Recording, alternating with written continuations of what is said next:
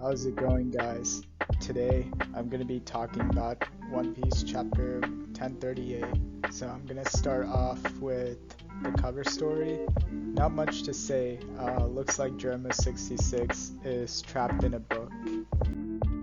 Next up, Raizo versus Fukurokuchu. So looks like both of them are burning and they're still paralyzed and they're refusing to release their jutsu. So it's really a war of attrition, and at this point it's probably a meme fight because Raizo's fight has been the longest fight in One Piece history.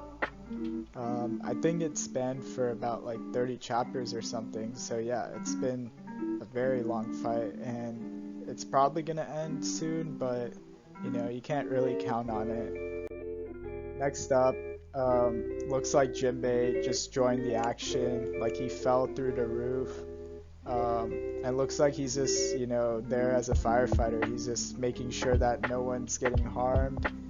And it looks like he's trying to, hold the roof up for others. And hopefully we get to see some, water-based attacks. Hopefully we get to see Jinbei try to put out the fire or something.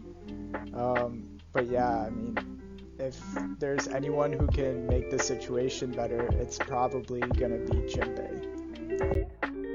Next up, we see the CP0 members just walk past Izo, and Izo is not having any of the smoke, man. Like, he is trying to challenge them to a 1v2, and after we saw what CP0 did to Drake and Apu, it's kind of crazy that Izo, out of all the people in this raid, is trying to challenge them all.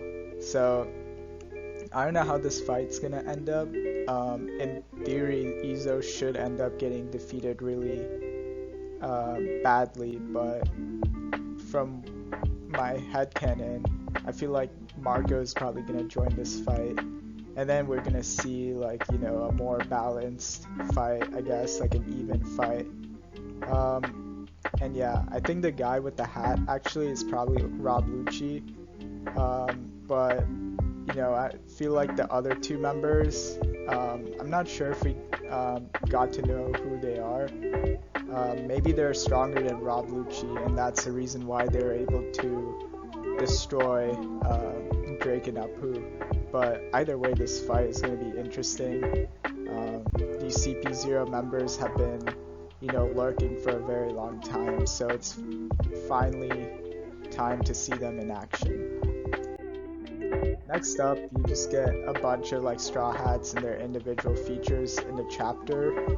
So looks like Chopper is concerned about the side effects of the medication that Zoro took, and it makes sense because when Zoro took the antidote, he was unable to move. He was in a body bag, and he had many broken bones. So if the antidote is gonna wear off and cause twice the damage, then it is safe to say that Zoro might even be facing a near-death situation. What's gonna happen next? Are his organs gonna get damaged? And something that I'm theorizing here is that Zoro's not going to be in commission for Elbaf or for the next couple of arcs.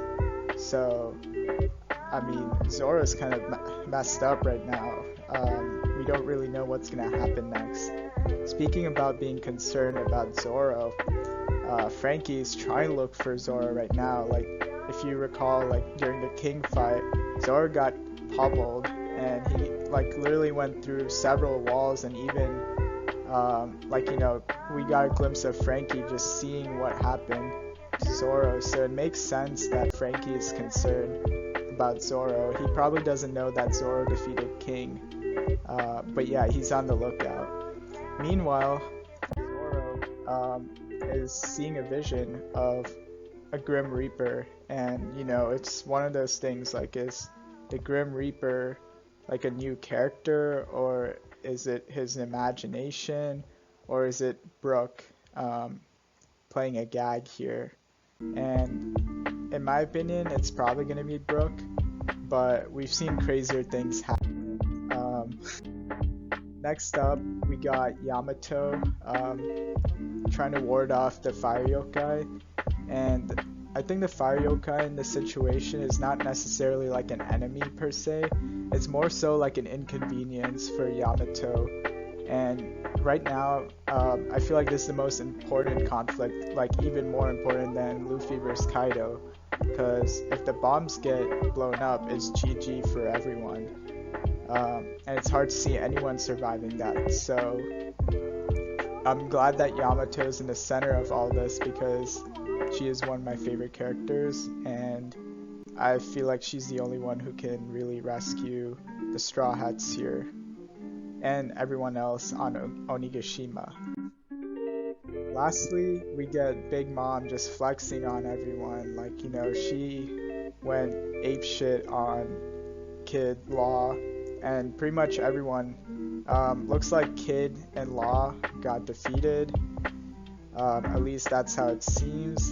And then Big Mom is just flexing on everyone, like, you know, no one can defeat me. She's just like throwing out attacks like it's nothing.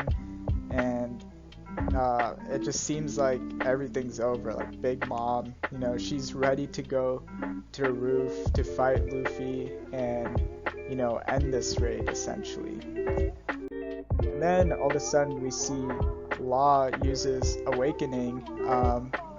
I believe it's called Crume Anesthesia, and essentially, like, you know, he again damages Big Mom from the inside and just pierces through Big Mom with his sword.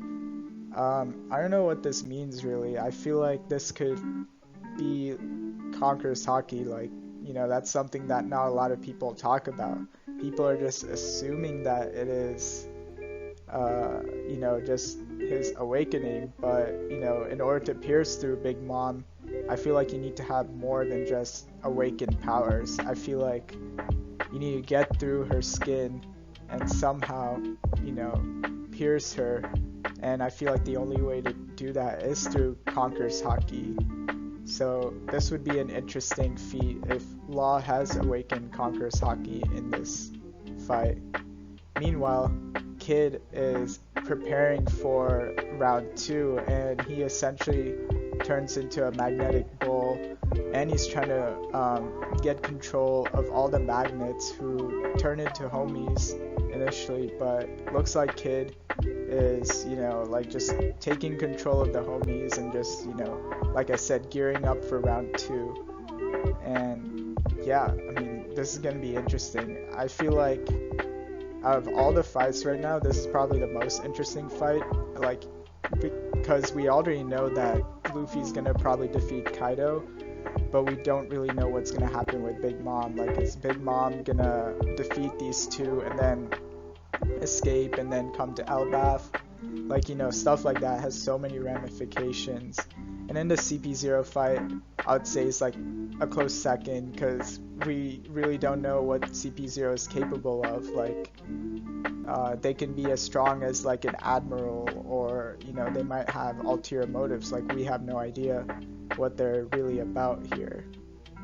So I would rate this chapter like an 8 out of 10. I feel like at the end of the day, this is like a setup arc to, or setup chapter to the rest of the events in Onigashima. So expect things to wrap up, and like I said, this is probably going to be the end game to Wano Act 3.